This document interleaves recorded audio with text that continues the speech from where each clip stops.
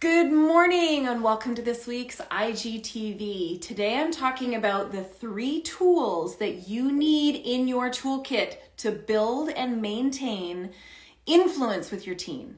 Not control over your teen, because that is short-lived, but influence over your teen so that when things like toxic relationships, substance use, academic performance, career choices, all of these things come up, your teen is at least open to hearing what you have to say, and your words have some specific weight with your teen, as opposed to you telling your teen what to do, telling them what not to do, and for the most part, your teen giving you one of these, talk to the hand, because you don't have any influence with them because you haven't understood or these 3 critical tools, studied, proven tools, probably because you were never taught them yourself.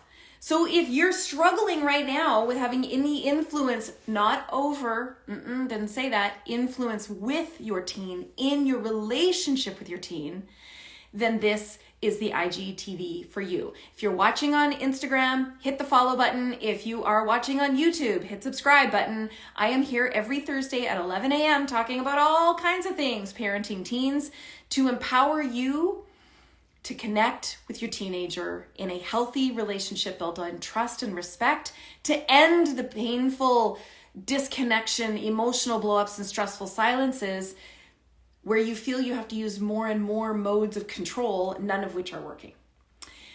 My name is Allie Payne. I am a certified life coach, certified relationship systems coach. I've been working with parents of teens for the last 15 years. I was a very troubled teen, and I did all of the things. Sneaking out, lying, manipulating, talking back, drinking, diet pills, skipping school, straight A's to failing out, the whole thing. I did it all. So what I'm sharing with you is peer-researched, science-backed information that not only I wish my parents had known, not because they're bad people, but because they were never taught either, and they also came from trauma. And what I learned as a parent, my 2 sons are now 19 and 21, and all of these things are things that I used with them so that I can help you with your teen. Because feeling like you are struggling or at your wit's end or ready to pack up and give in with your teenager is one of the worst feelings in the world. I've been there. And when no one is teaching you these things, like us as parents, how can you possibly fail at something for which there's no training? So if you feel like you're failing as a parent right now, I just want to say that. How do you fail at something that you were never trained for? Which is probably one of the worst jokes in the world, in one of the hardest jobs in the world. Can I get an amen? Can I get a heck yeah? For parenting teens, and yet we're never trained for this. I was barely taught in 6 hours how to get a creature out of my body. I was not taught how to keep it alive for more than 30 days, let alone year 14, 16, 18, and so on. So, thank you so much, Valraman. Thank you for being here.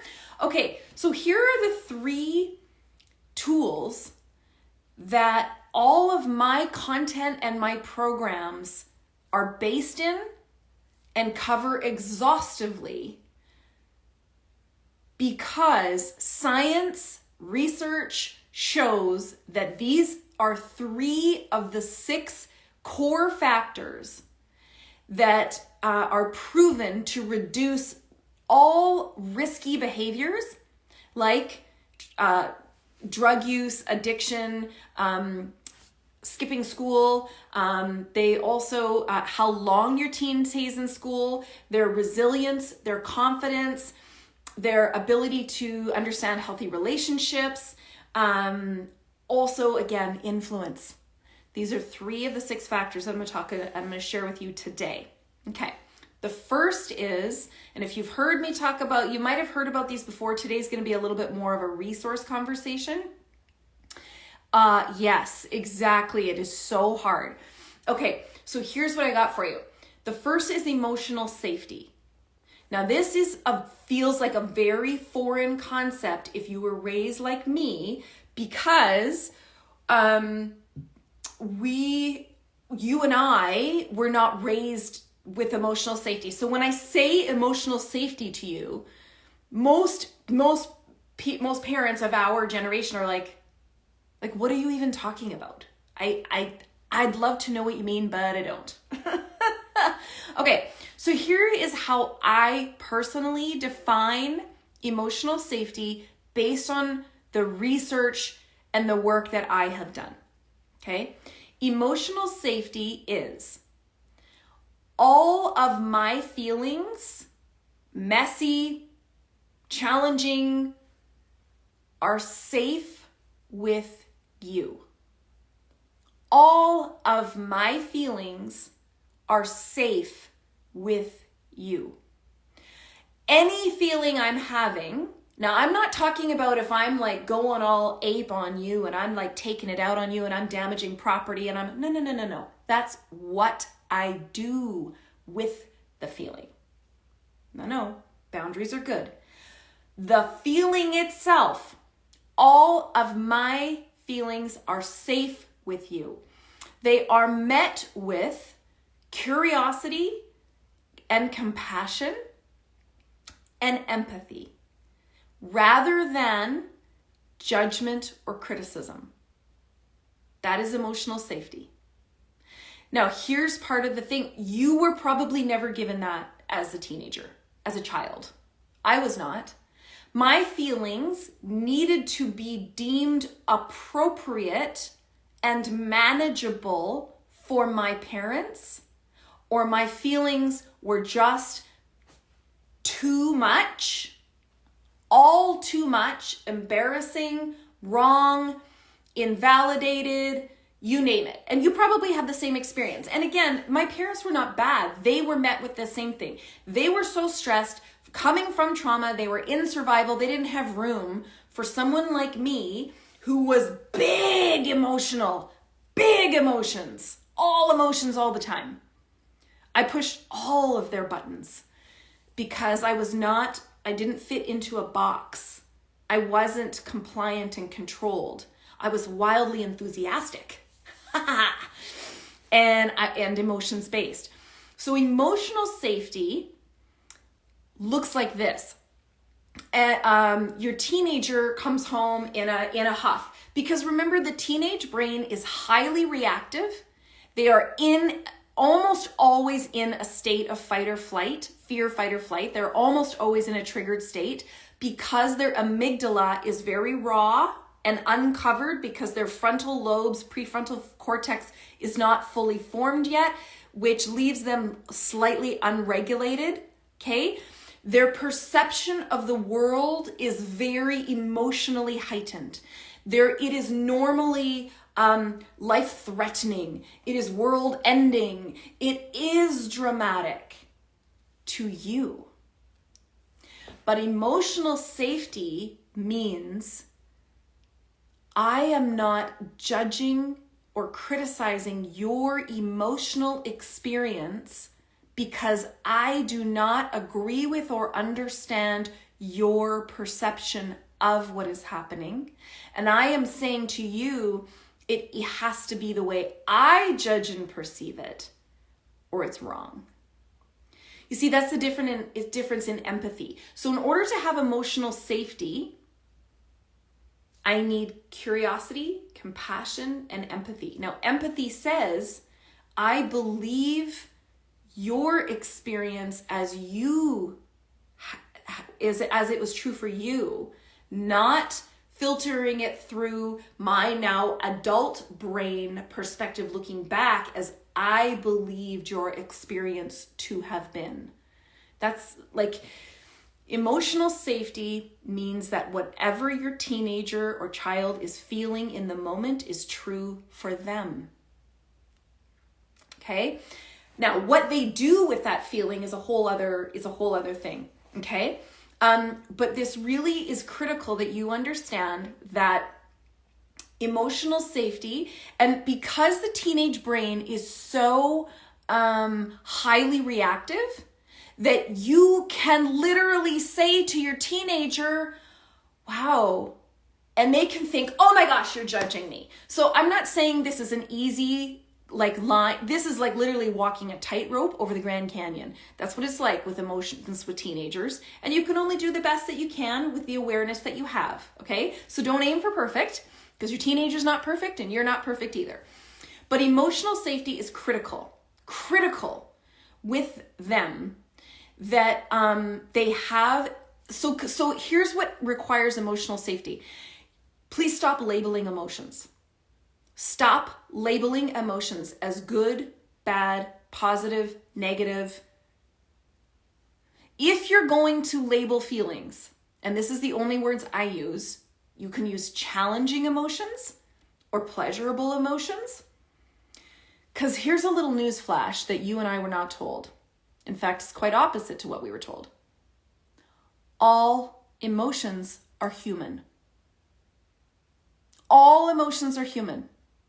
You and I were not created just to have the appropriate, happy, good, positive emotions. In fact, living in a brain that is taught those are the only acceptable emotions is a brain that I guarantee you 100%, $1 million bet, is going to experience some significant emotional abandonment, anxiety, depression, and worse. And this is how we were raised. Only this half of the human experience is okay. Whoa, don't go over there. No, you don't do the dark side. No. Can we stop it already? Can we please stop? All emotions are human. So when your teenager feels like they are emotionally safe with you, it means that their hot mess is welcome with you, and you aren't going to try and fix it, because that's not emotional safety. Emotional safety says, however you are is I love you, but if I am instantly jumping into fix, now I don't feel emotionally safe, because there is a message you're sending me that says the way I am feeling is not okay with you. And that, my friend, is about your insecurity, not about your teenager. So your teenager already is wildly insecure in adolescence because of the adolescent brain development, and their self-esteem drops up to 30%. These new complex emotions that they are now capable of, their brain now has the capacity for more in-depth, visceral, complex emotions. It's frightening for them. It's wildly frightening for them. So they are reacting because they are afraid of their own new capacity for emotion. And when that reaction they are having to themselves, to their own internal experience that they're terrified of and have no idea what to do with, when they bring that hot mess to you, what they need is, wow, that must be really hard. I can see how upset you are. I hear you. I believe you. What, do you need anything from me right now? Or would you like me to just listen? I'm so sorry. Yeah. No way. Oh my goodness. Yeah, that's a lot. They need empathy and validation. Because what happens in a brain that is told, no, you can't possibly be feeling that. Oh no, you're not feeling that. You're not old enough to know what you're feeling. I'll tell you what you're feeling. Is that you don't ever learn to trust what you feel. And that is a source of anxiety and other things that are much worse. Can you imagine as a teenager in your own hot mess if your parent looked at you and said, I believe you. You don't need fixing. This is uncomfortable and hard, and I am here beside you. I don't need to have power over you, to suppress you, to contain you, because I am not comfortable with your emotions. That's not emotional safety. Emotional safety is all of your emotions are human and welcome, I love you. You are safe here. I will listen. I believe you. That is emotional safety. Remembering that your teen brain is highly susceptible to judgment and criticism and comparison. And even when you are doing your very best at that, they may still feel criticized and judged. That is what it is. You just do your best. If you want to get better at that, I have a free 10-day listening challenge. If you tap on my name and then the link in my bio, it says free 10-day listening challenge. You will get 10 days of emails with specific scripts, the science behind it, 10 days of videos with role play to show you exactly how to create emotional safety with your teen. Okay? So emotional safety is number one. That is the foundation of all of my work. Okay? It is also part of the feeling wheel, which I am a massive proponent of. The feeling wheel is a free download. If you go to the link in my bio and then free downloads, you'll see the feeling wheel. I have 2 videos that accompany that. If you can't find them on YouTube or on my channels, just message me on Instagram at Ali Payne. I'll get you those 2 videos. On how to use the feeling wheel. When you start talking about your feelings, you create emotional safety. And that's what I help you to do. If you want a book, Dr. Brené Brown's book, Atlas of the Heart, is all of her research and explanation and storytelling behind 88 different emotions and feelings. And that book was intended for families to sit down and talk about feelings.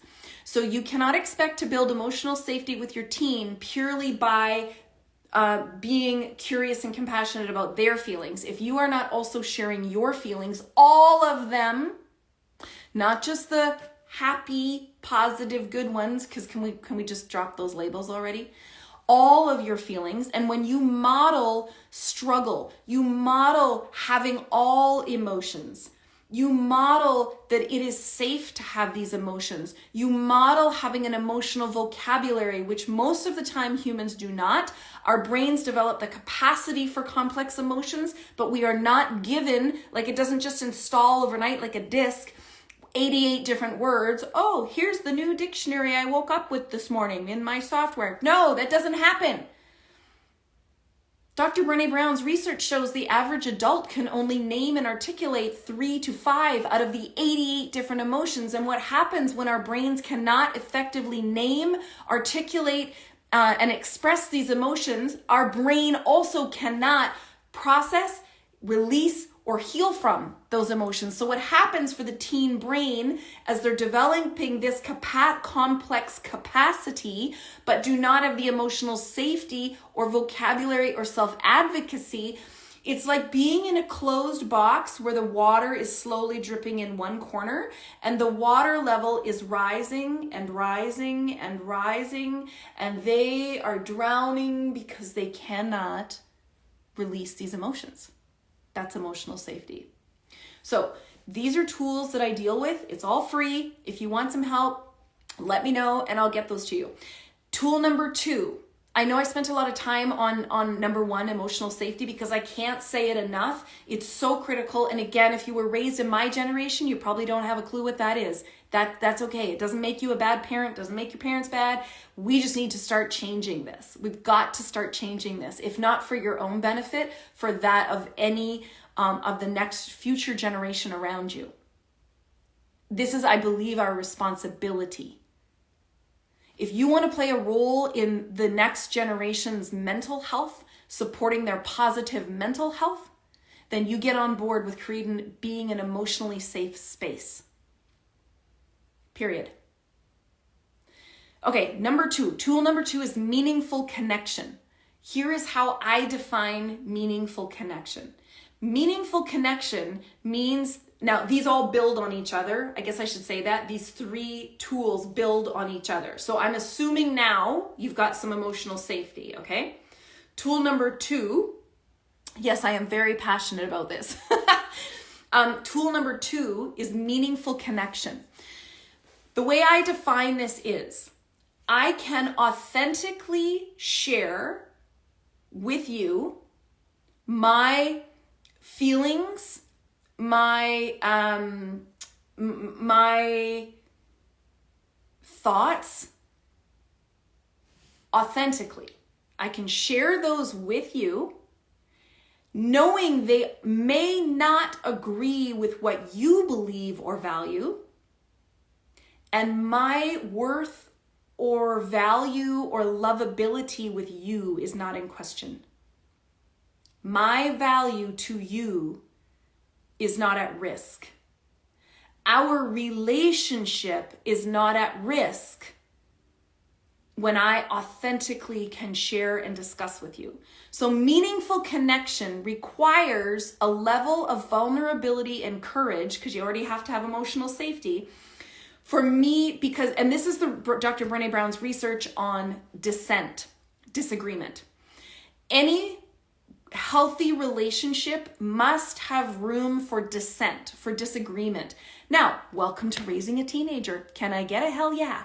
Because if you have a teenager, you are going to get a whole lot of disagreement. Because why?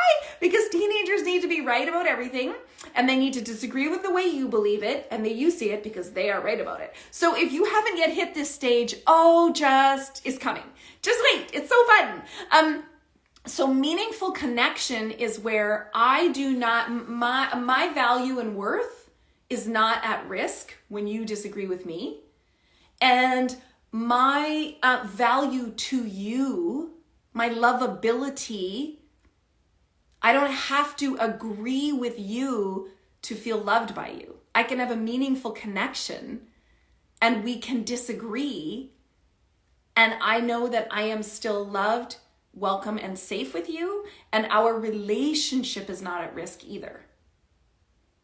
Get what I'm saying here? There must be room for disagreement, because again, I have news for you. Parenting does not mean that you are raising an automaton or a robot who is going to believe what you believe or value what you value. You cannot punish or discipline your beliefs and values into this other person. Why? Because scientifically proven, as part of the growth of the adolescent brain, they must go through two processes. One, individuation. Who am I as a person? Which means they are developing their own beliefs and values. Number two, differentiation, which is who am I without you, aside from you?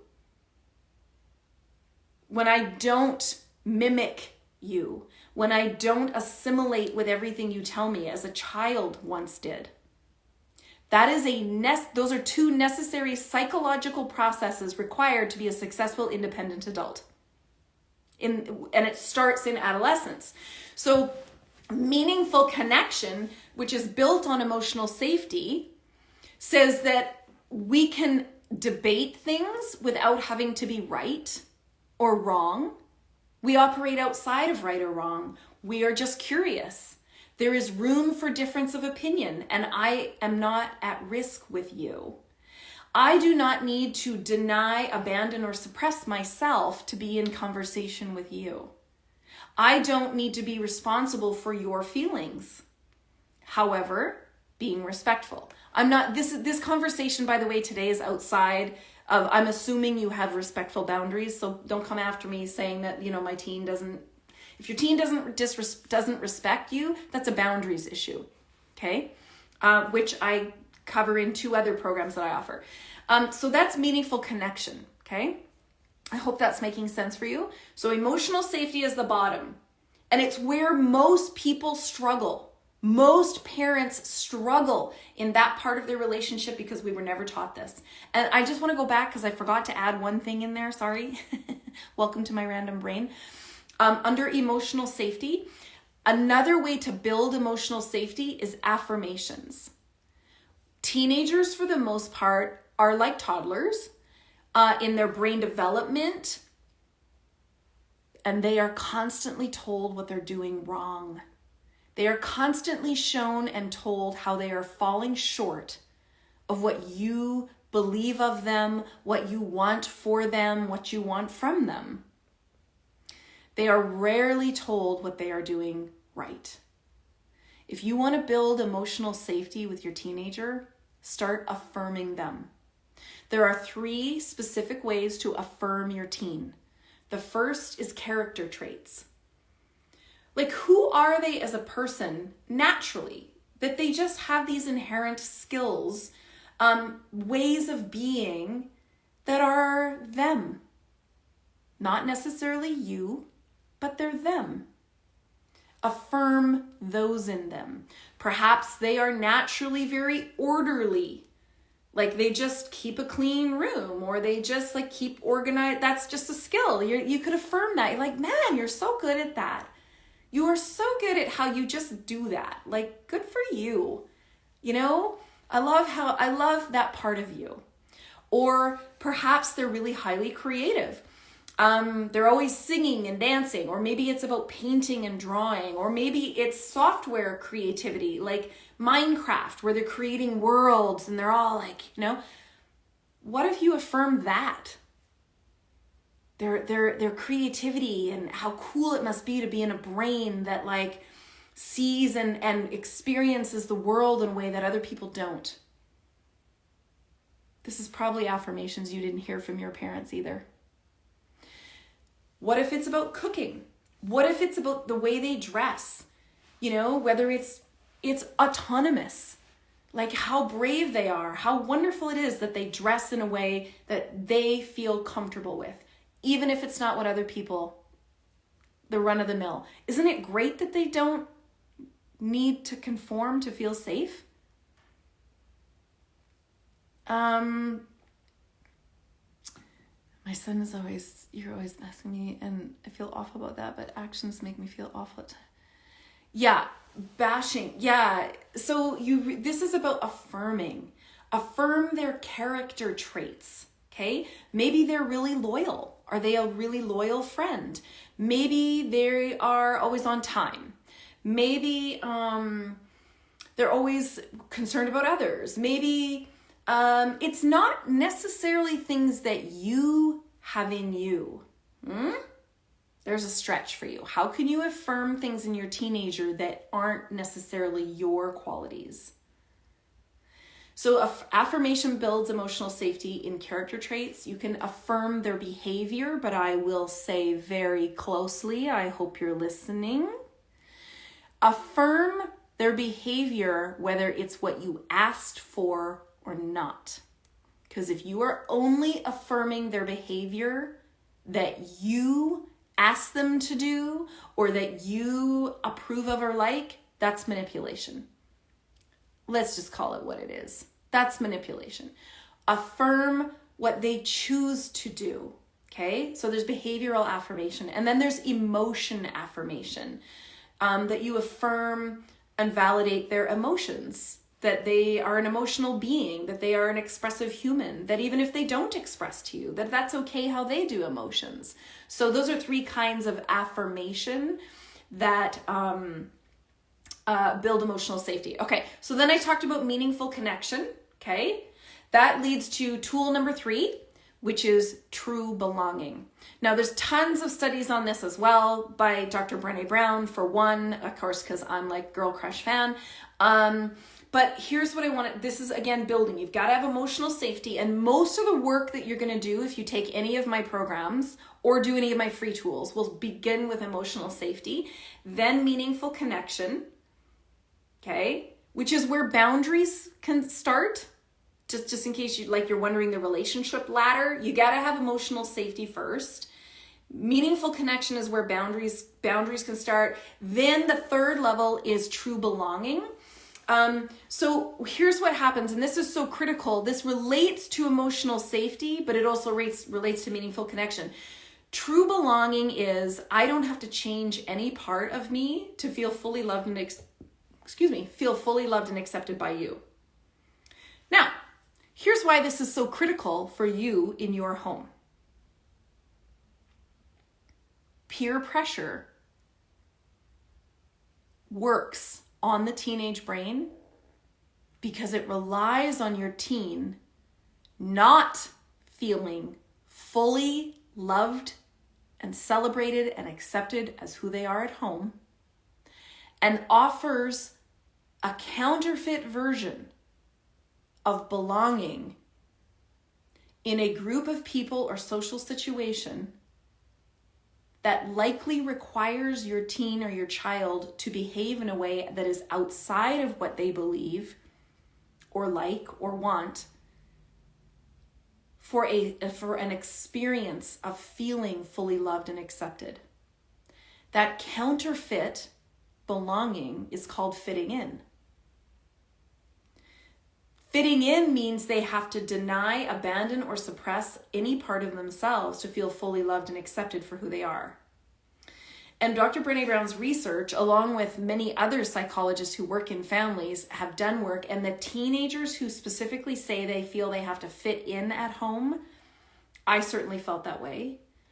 I had to continually deny and suppress and dim myself down to fit in what was comfortable and approved by my parents to feel loved. And so the teenage brain is already ripe for peer pressure because it is wildly susceptible to criticism and judgment. And from a primal perspective, if you think about animals, like herd animals, what generally happens to the animal who stands alone? Like, just generally speaking, put in the comments. What happens to the animal who stands alone? Like away from the herd. What generally happens to them? They don't make it very long. Our brains are wired for herd mentality. And standing alone, autonomy, particularly as a teenager, is social suicide. Yeah, they die. They die. They get killed or they get lost. Exactly, you guys. Exactly. That's exactly it. All of you. Yes, right. Yes. So, when your teenager's brain, and actually all human brains, the draw to feel part of something, to feel safe in a tribe is so powerful. So powerful. This is why cults work. Like, it's not that people are weak and dumb. Our brains are so wired for belonging. We will do a lot to find belonging to the degree that we will seek counterfeit belonging, which is fitting in. If we don't experience it in a healthy way, we will settle for the counterfeit way. Is this making sense? Is this making sense? When you provide true belonging in your home, you celebrate your teenager's quirks. You embrace your teenager's differences. You allow your teen to lead the family in certain activities. You let your teenagers choose activities. Like you let your teenager choose the movie that you celebrate what they love, even if it's not what you love. That's true belonging. I can bring all of my weirdness with you and it's okay. You might not embrace all of it, but none of it needs to be denied. Do you see what I'm saying? When true belonging does not happen at home, your teenager will settle for counterfeit belonging in a place that is likely unhealthy because that's fitting in, but they don't know the difference. And you may not have been raised knowing the difference. And this is how my more in-depth work, my Empowered Parent Mastermind, whether it's the live version or the self-paced version, that goes into the in-depth roots of creating this emotional safety, meaningful connection, and true belonging with your teen to get your teen back. When your teen is being drawn in by plenty of counterfeit belonging, in substance use, maybe it's substance alone. No, I'm not blaming. I don't believe in bad apples. I don't believe in bad kids. Thanks for being here. I think it's really important that we understand the behaviors, why your teen is doing it. And again, proven by mental health studies, by addiction studies, by multiple points of research. Okay. Oh my gosh, that's awesome. How does differentiation and true belonging coexist? That's fantastic. Thank you for that question. It has to do with you as the parent being secure enough in who you are and yourself to know that when your teenager is not mimicking you, is not assimilating to you anymore, your value as a human is not at risk. Your value as a parent is not at risk. That it is in fact your teenager's job to differentiate and for you to allow space for them to explore how they are different, who they are becoming, and you get in that mess with them and you celebrate each part of that by letting them cook different meals that they like. Maybe they're vegan and you're not. And you're like, great, let's have vegan Saturdays. How can I help you? And you celebrate and bring in their differences into the family. Maybe they like goth. And you're like, okay, every couple months we're going to have like a goth night. Like teach us about what you love about goth. And they get to talk at the dinner table, or they get to say, you embrace what they love. I did not want to hear another moment about Minecraft. I was going to poke my eyes out with a dull knife. I would still, once a week, I'd go into my son's room and I'd sit with him and he showed me all of these fascinating things he was building in his creative Minecraft world and what it took for him to figure that out and build. And I was like, wow, you're so cool. Oh my gosh, how do you know all that coding? I would leave the room and my brain would hurt because I just didn't want to hear about it anymore. But I constantly celebrated that. And I affirmed it publicly. I would tell other parents when he was around how smart this kid was and the things he would figure out and that he was creating and doing what he loved. Public affirmation. So that's how differentiation and true belonging can coexist, is that it is our job as a parent not to make sure we're raising people who look like us. We need to let go of that. That is our own insecurity, which mirrors the insecurity we were raised with by our parents. To know that your value as a parent is not at risk. Just because you've got the one kid who's full goth and black and death all the time doesn't make you a bad parent. And you don't need to subscribe to the parent shaming that says you are. I don't receive that. This is my child. They're not harming anyone, themselves or anything. This is the stage that they're in, and I am celebrating that is who they are right now. And we need to get over ourselves just a little bit to do that. Because your sense of security is not your teenager's problem. That's an issue.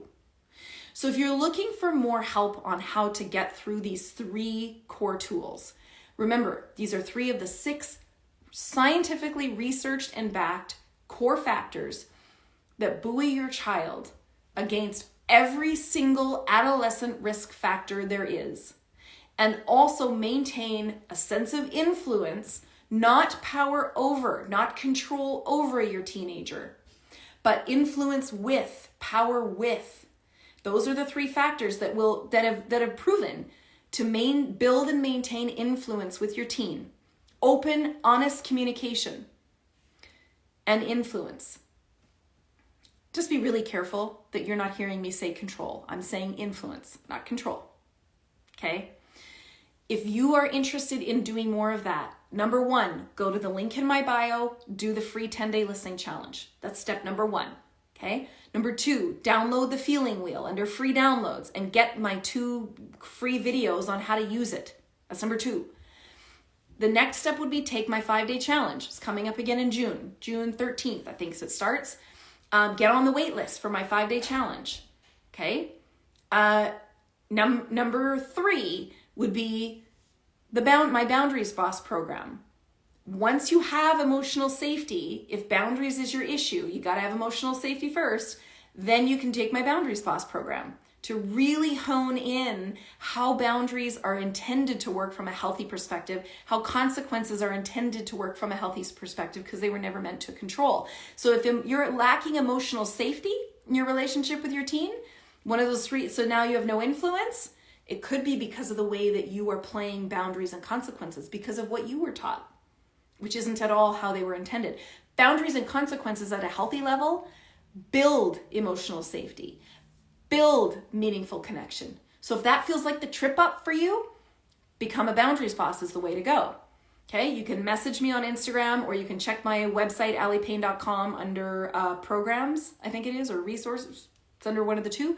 The third level, if you really want to go in depth with this and you want to get your teenager back from some particular levels of influence that are not working so that you have a healthier level of influence with your teen, then you want to look at the Empowered Parent Mastermind program. I have a self-paced version. You can jump in today and start now. And then when I run a live program, you can simply upgrade just for the difference and get the 8 weeks of live Zoom Q&A calls with me, so I can walk you through personalized answers specific to your situation so you can feel heard and seen for where you are at. I know today was more about resources, but here's what I want you to know.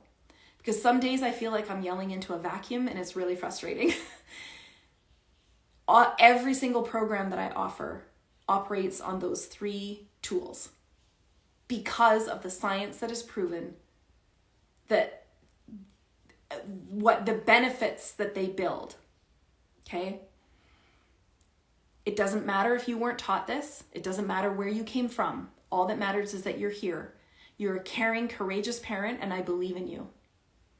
Doesn't matter what you were taught before. I know you can learn new tools. I believe you have the courage to lean in to new strategies.